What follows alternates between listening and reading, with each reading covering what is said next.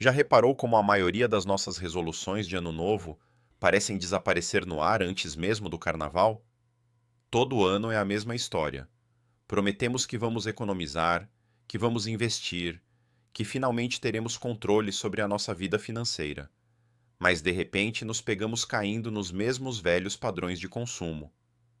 Por que é tão difícil manter uma mudança financeira a longo prazo? Será que o problema está na nossa falta de força de vontade? Ou estamos simplesmente atacando o problema pelo lado errado?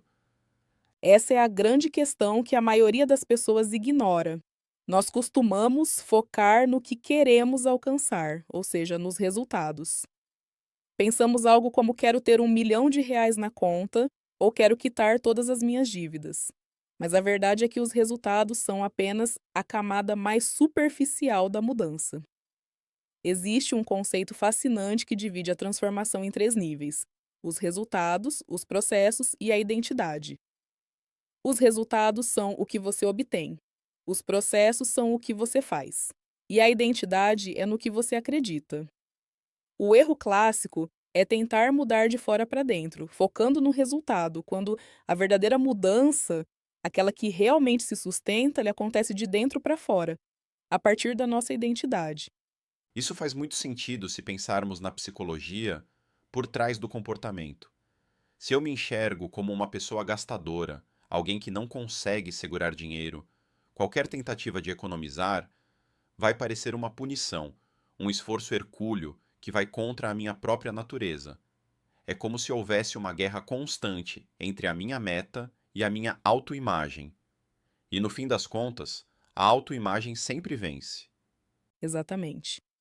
É psicologicamente insustentável manter um hábito que entra em conflito direto com a imagem que você tem de si mesmo. Se você se define como alguém desorganizado com as finanças, o seu cérebro vai encontrar uma forma de sabotar suas economias para provar que a sua crença interna está correta. A mudança real não é sobre ter mais dinheiro, é sobre se tornar o tipo de pessoa que cuida do próprio dinheiro. Os melhores resultados surgem quando você muda o foco de o que eu quero alcançar para quem eu quero me tornar. Em vez de dizer que quer ser rico, o foco deve ser em se tornar um investidor disciplinado. A partir do momento em que você assume essa identidade, as ações começam a fluir de forma muito mais natural. E essa dinâmica ganha contornos muito específicos quando olhamos para a nossa realidade cultural. Aqui no Brasil, existe uma tendência muito forte de nos rotularmos rapidamente. É comum ouvirmos frases como: eu sou péssimo com números, eu sou de humanas, então não entendo nada de finanças ou o dinheiro some da minha mão. Esses rótulos cotidianos parecem inofensivos, mas na verdade funcionam como profecias autorrealizáveis, não acha? Com certeza. Esses rótulos são extremamente perigosos porque criam uma zona de conforto psicológica. Se eu já decretei que sou ruim com dinheiro, eu me dou a permissão inconsciente para continuar agindo de forma irresponsável. O cérebro adora coerência. Ele vai usar o viés de confirmação para buscar todas as evidências possíveis de que você realmente é um desastre financeiro, ignorando completamente as vezes em que você tomou boas decisões. E o pior é que muitos desses rótulos nem sequer são nossos. Nós os herdamos da infância de comentários de pais, professores ou amigos que disseram que éramos sonhadores demais ou pouco práticos. Carregamos essas etiquetas pela vida toda sem questionar se elas ainda fazem sentido. E para romper com esse ciclo de validação externa e rótulos herdados, precisamos começar a construir nossas próprias provas internas. Mas como fazer isso na prática? Não dá simplesmente para acordar um dia, olhar no espelho e decidir que agora sou uma pessoa financeiramente educada, sem que haja uma base real para sustentar essa afirmação. Como podemos reprogramar essa identidade de forma que o nosso cérebro realmente acredite nela? A resposta está na repetição de pequenas ações cotidianas, algo que podemos chamar de técnica dos votos. Pense em cada decisão que você toma ao longo do dia como um voto para o tipo de pessoa que você deseja se tornar. Você não precisa de uma eleição unânime para mudar sua identidade. Você só precisa da maioria dos votos. Se você quer ser uma pessoa saudável, comer uma maçã hoje é um voto. Se você quer ser um escritor, escrever uma página é um voto. Trazendo isso para o mundo das finanças, se você quer ser um investidor, transferir R$ 10 para uma conta de investimentos hoje é um voto. Cada pequena ação coerente com a nova identidade funciona como uma prova factual para o seu cérebro de que você é de fato aquela pessoa. Com o tempo, o acúmulo dessas pequenas evidências solidifica a nova crença. Essa perspectiva é libertadora, porque tira o peso da perfeição. Muitas pessoas desistem de poupar porque acham que, se não puderem guardar grandes quantias todos os meses, não vale a pena. Mas, sob a ótica dos votos, a quantidade financeira importa menos do que a frequência do comportamento. Guardar R$ 10 tem um valor simbólico gigantesco para a construção da identidade. É a prova de que você é alguém que poupa. E essa mudança de percepção também exige que prestemos atenção na linguagem que usamos no nosso dia a dia. A forma como falamos sobre nossas escolhas financeiras molda nossa realidade. Sem dúvida. A linguagem é a ferramenta que usamos para construir a nossa narrativa interna. Existe uma diferença abissal entre dizer eu não posso comprar isso porque preciso economizar e dizer eu escolho não comprar isso porque valorizo a minha liberdade financeira no futuro. A primeira frase coloca você na posição de vítima, gerando uma sensação de privação e escassez. A segunda frase reafirma a sua autonomia e a sua identidade como alguém que está no controle das próprias escolhas. É uma mudança sutil de palavras, mas que altera completamente a química da decisão no nosso cérebro. E o que acontece quando nós falhamos?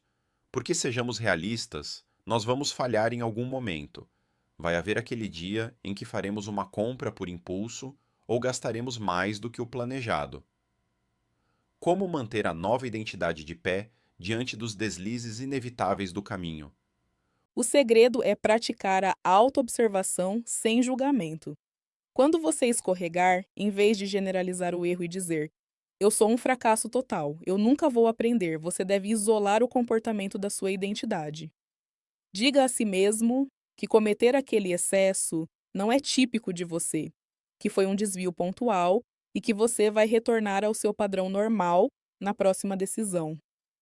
O perigo não é o primeiro erro, mas sim o efeito dominó que vem depois dele, quando você chuta o balde porque acha que estragou tudo. Se você perder um voto, tudo bem. Concentre-se em ganhar o próximo. Celebre cada pequeno voto correto. Quando resistir a uma compra desnecessária ou fizer um pequeno investimento, reconheça isso ativamente. Diga para si mesmo que aquela ação é a prova de que você está se tornando a pessoa que deseja ser. Para quem está nos ouvindo agora e quer começar essa transformação hoje mesmo, o que podemos propor como um passo prático e imediato? Algo simples, mas que comece a movimentar essa engrenagem da identidade. Eu sugiro o desafio do diário de votos. É muito simples.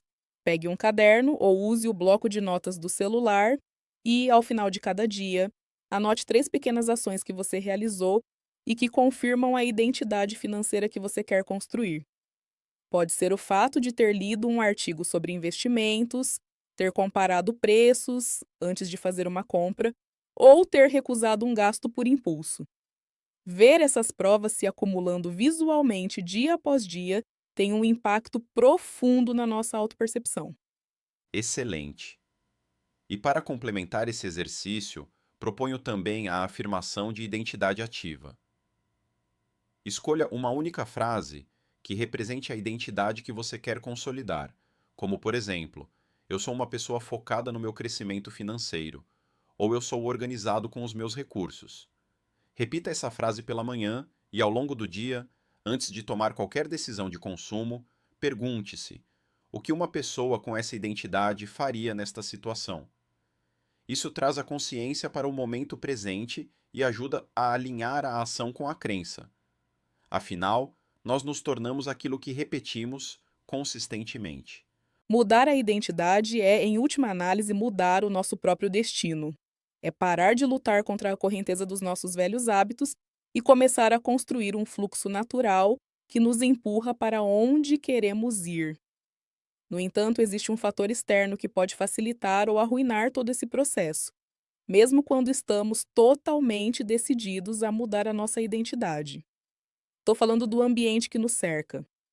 Esse é o ponto crucial. Muitas vezes, nossa força de vontade é esmagada por um ambiente desenhado para nos fazer falhar. Como podemos estruturar o espaço físico e digital ao nosso redor para que os bons hábitos financeiros se tornem inevitáveis e os ruins fiquem praticamente impossíveis? Essa arquitetura de escolhas é o que realmente blinda a nossa nova identidade.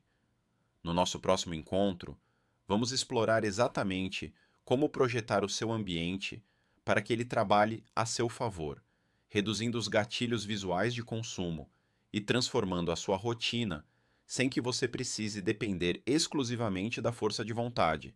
Vai ser uma conversa essencial para quem quer entender como a disposição dos objetos na casa, os aplicativos no celular e até as pessoas com quem convivemos moldam silenciosamente as nossas decisões financeiras.